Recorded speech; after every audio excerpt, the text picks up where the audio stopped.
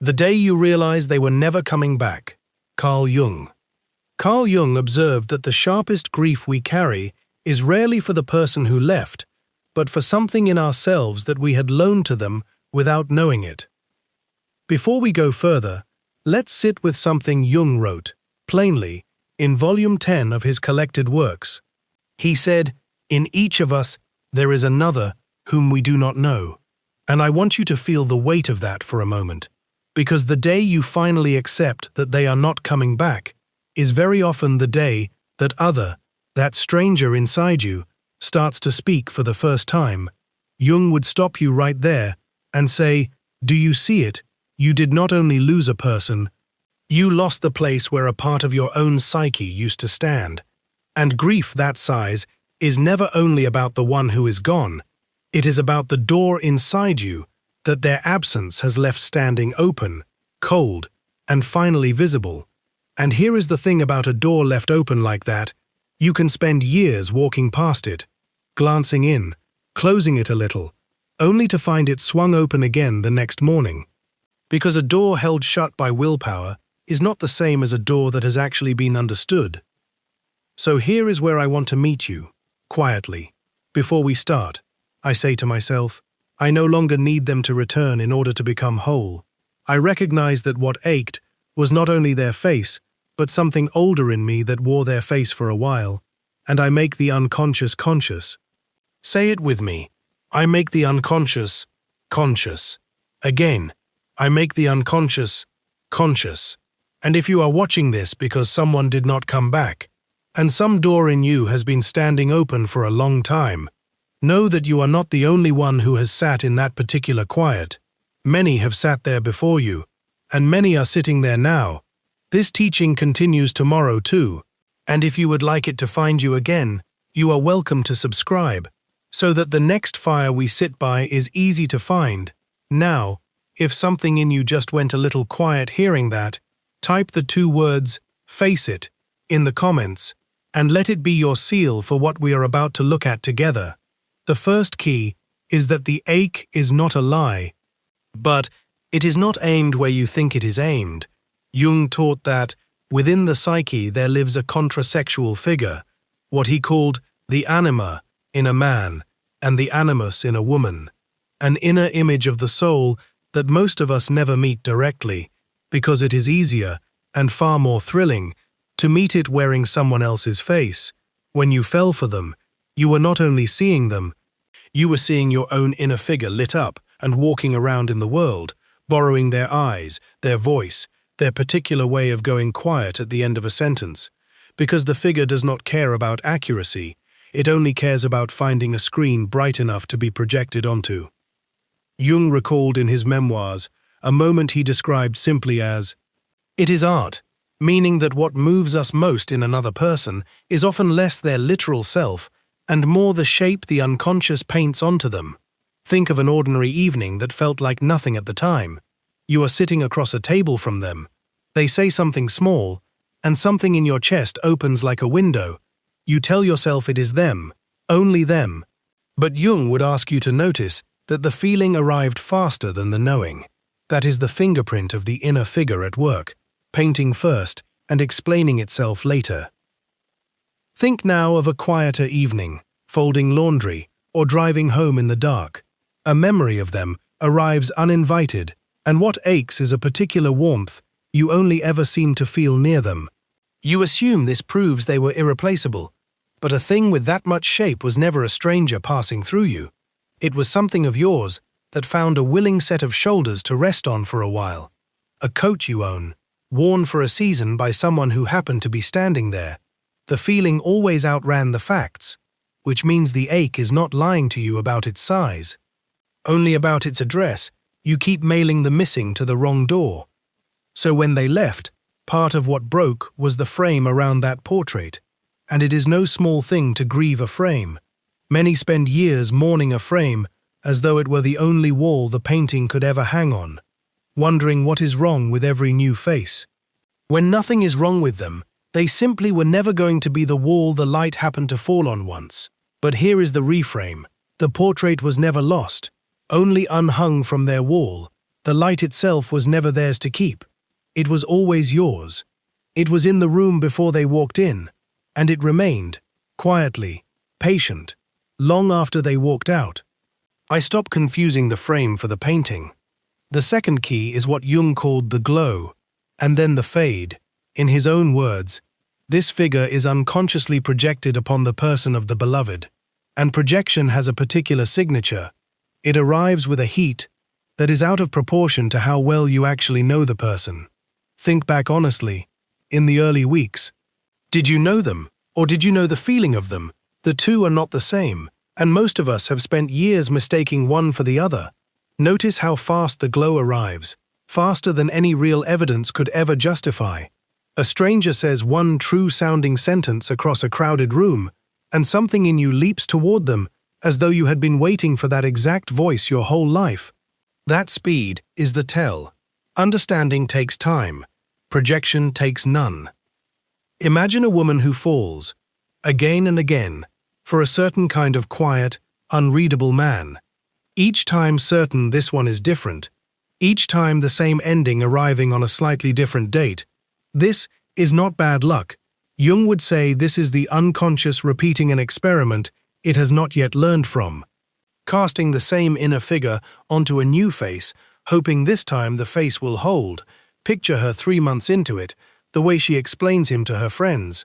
He just gets me, she says, without a single story to back it up yet. Only a feeling, warm, urgent, and entirely unearned by the little she actually knows. That warmth is real, but it is not evidence. It is the glow doing its early work, painting a stranger in familiar gold before the facts have even arrived to argue with it. And notice, if you can, how her friends sometimes see him more clearly than she does in those early months. Not because they are wiser, but because they are not standing inside the projection the way she is. They are watching a screen from the side, where the picture is thinner, less convincing, more obviously a picture. Now walk the fade the same way. Slowly, honestly. The calls stop. The waiting stops making sense. And still, months later, a certain street corner or a certain song can bring the whole glow rushing back for 4 or 5 minutes at a time. And in that rush, it feels like proof. It feels like the body itself insisting he was the one. But Jung would ask you to sit with the coal a little longer. A coal glows longest right after the fire has gone out. Its warmth outlasts its fuel. And mistaking that lingering warmth for truth is exactly how people find themselves circling the same ashes for years, telling themselves the heat means something was real, when it only means the projection was strong, and a strong projection and a strong love are not the same measurement at all, though they feel, from the inside, almost identical, which is precisely why so many of us confuse the two for a decade or more, replaying the same ending with a different name attached to it. Here is the plain reversal worth holding. It is not that the feeling was fake, it is that the feeling was never actually about how well matched you were.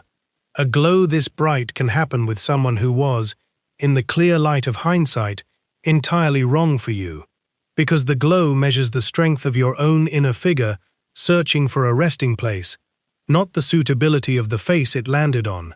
So when the fading finally comes, let it come as information rather than injury. Let it tell you simply that a projection has run its course, not that your capacity to love has failed.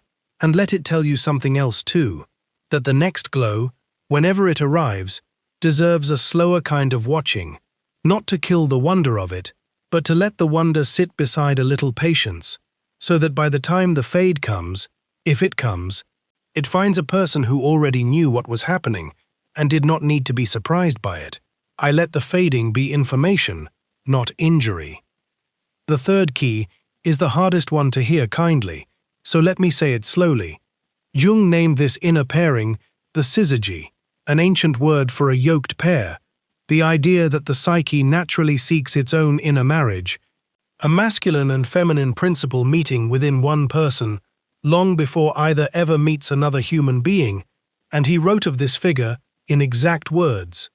The anima is the archetype of life itself, not decoration, not a metaphor, life itself.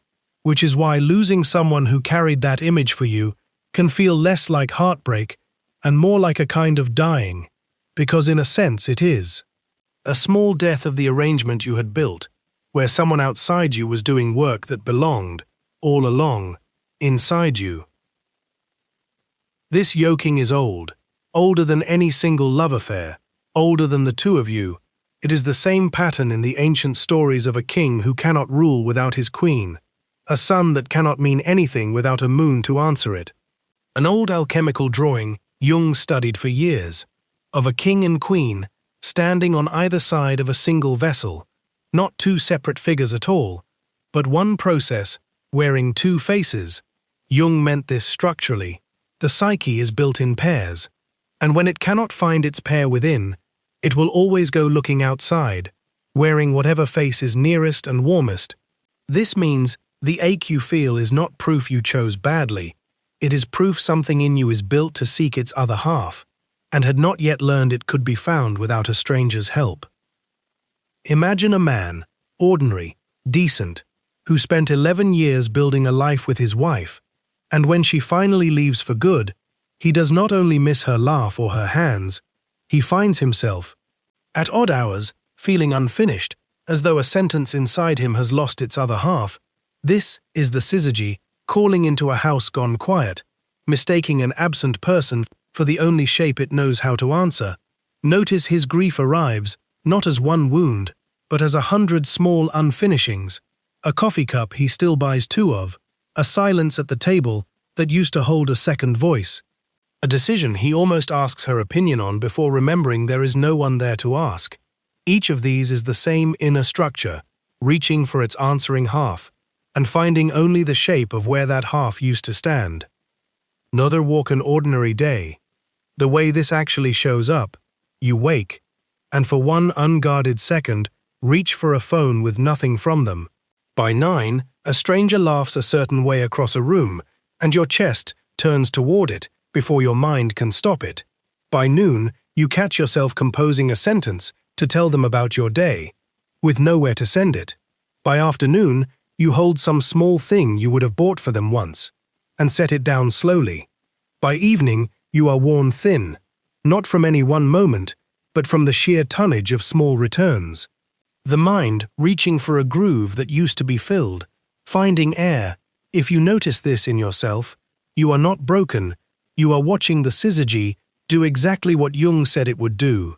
Search for its answering half in whatever direction it last knew that half to live. This is why the grief outlives the relationship itself. It is not stubbornness. It is an old structure still knocking at a door, repainted by someone else's absence. Time alone does not close this door.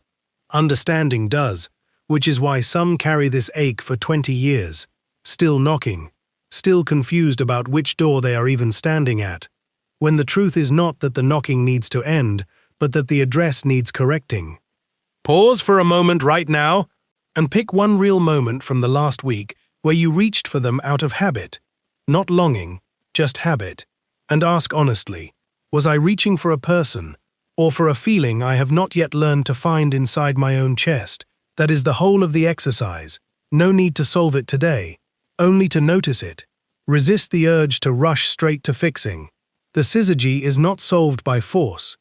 It is only ever recognized, slowly, the way you might finally recognize a face you have seen in dreams for years without knowing its name. I notice the reaching before I judge the reaching. The fourth key is the one that finally turns the grief into something usable. Jung taught that disillusionment is not the end of love, it is the actual beginning of it. And I want you to sit with how strange that sounds, because everything in you has been trained to believe that the moment the illusion cracks is the moment the love was proven false. But Jung would say the opposite. As long as the projection holds, you are not in relationship with a person at all. You are in relationship with your own inner figure, wearing their coat, borrowing their hands, their laugh, their particular way of standing in a doorway, and you can love that figure with your whole chest for years, without ever once meeting the actual human being underneath it. Think of an ordinary couple, married 8 years. Imagine the husband, who still, without quite admitting it, expects his wife to somehow already know what he needs before he says it.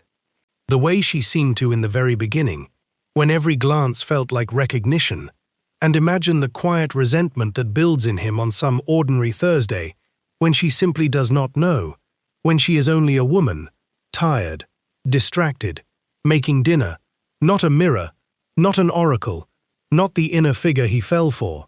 That Thursday disappointment, small as it looks, is disillusionment doing exactly what Jung said it does, stripping the borrowed coat off the actual person standing in front of him, and it can feel, in that moment, like losing something, when really it is the first time he has ever been given the chance to see her at all, to see the particular, unglamorous, entirely human way she loves him, which was there all along, underneath the coat he had mistaken for the whole of her.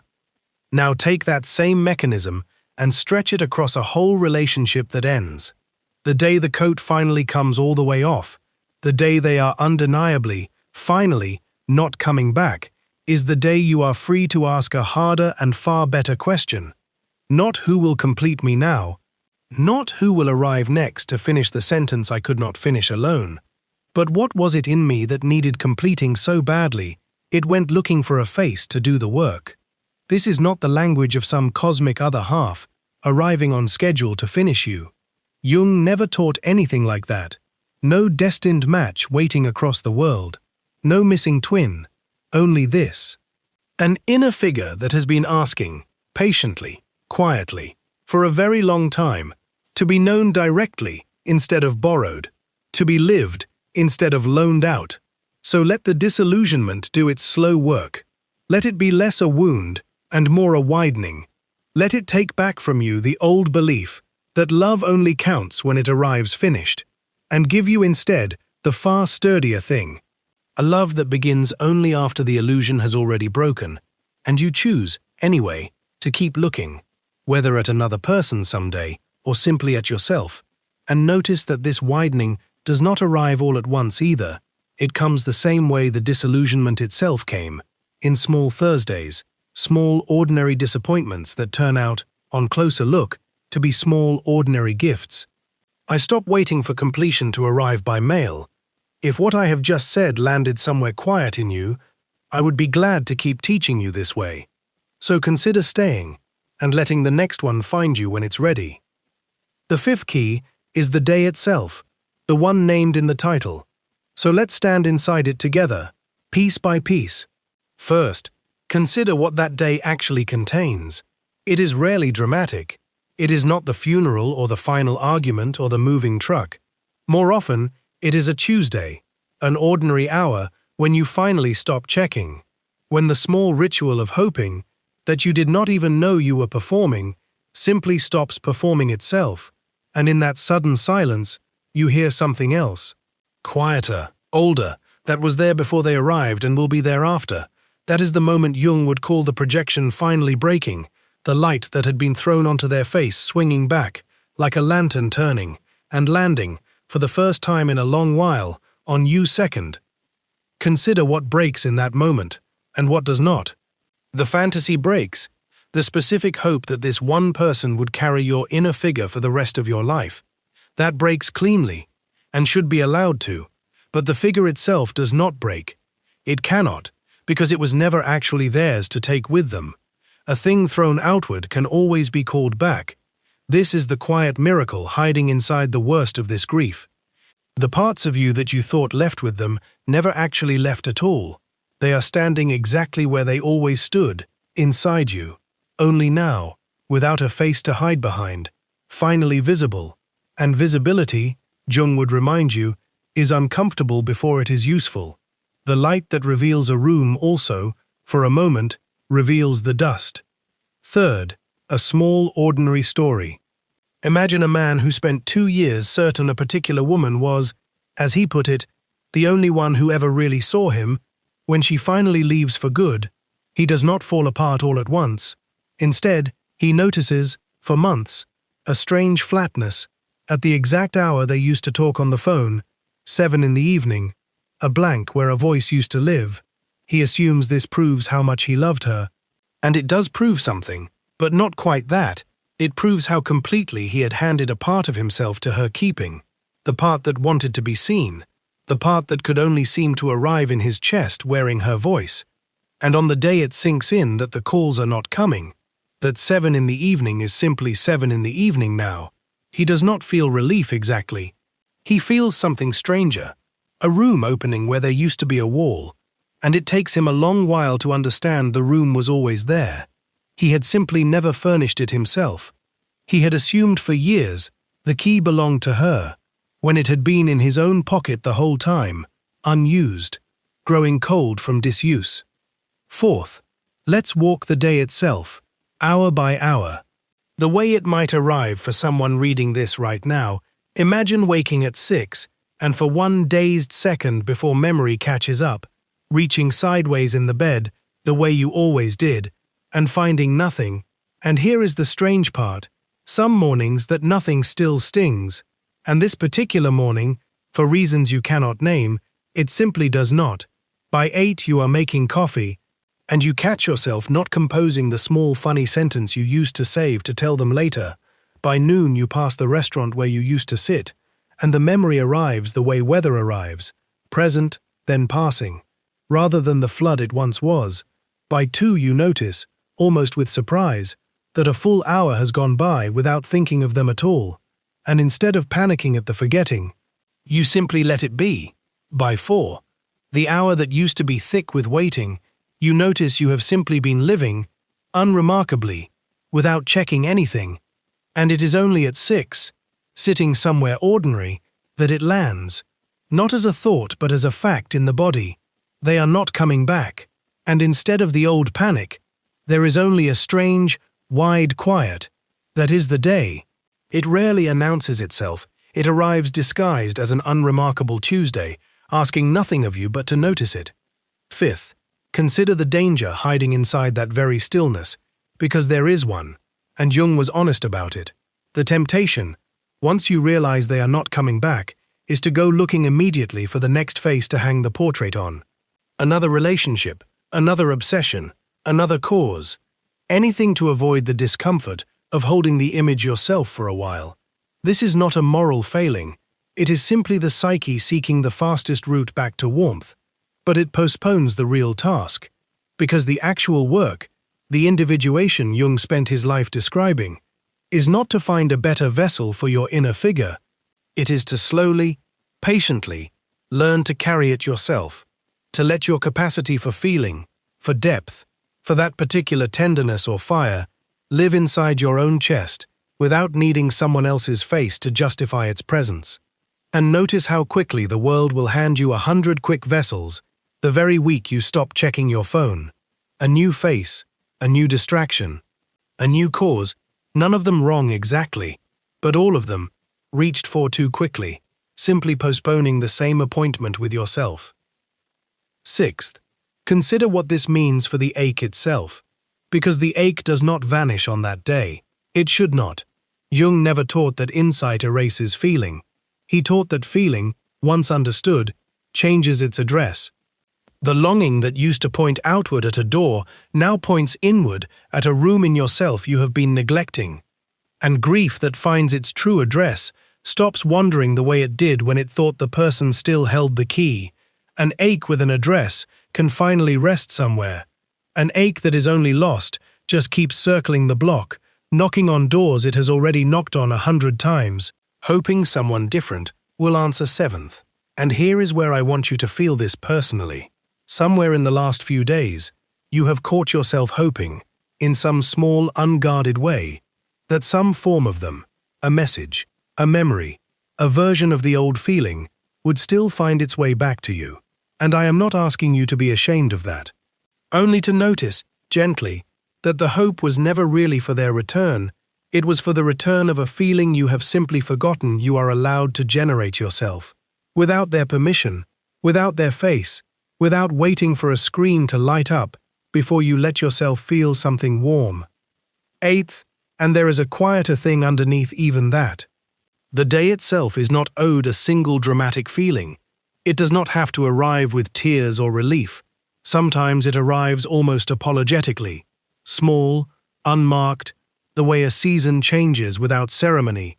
1 week it is autumn, and you cannot say the exact hour it stopped being summer. This is why so many people miss the day entirely while it is happening. They are waiting for it to feel like an ending, when really, it feels like nothing at all, just a small settling, the way a house settles on its foundation, quietly, at night, and you only notice, weeks later, that a door which used to stick has started closing easily, without knowing exactly when that changed. Ninth, and this is the last turn of this key. The day you realize they were never coming back is not the day the story ends. It is the day authorship changes hands. Until that day, the story was being written by absence, by a door you kept checking, by a version of you that measured its own aliveness against whether the phone lit up. After that day, slowly, without ceremony, the story starts being written by presence instead, by what you choose to feel on purpose, by what you build in the room, instead of what you mourn at the door. The day you realize they were never coming back is, underneath all its sorrow, the same day you are finally free to stop waiting at a door that was never the only door in the house. I stop guarding a door and start furnishing the rest of the house. The sixth key is small, and it is meant to be.